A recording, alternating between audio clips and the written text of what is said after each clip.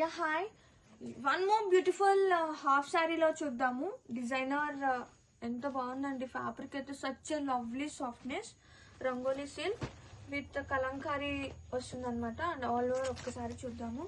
Wow, ఎంత బాగుందో అసలు ఫ్యాబ్రిక్ అయితే.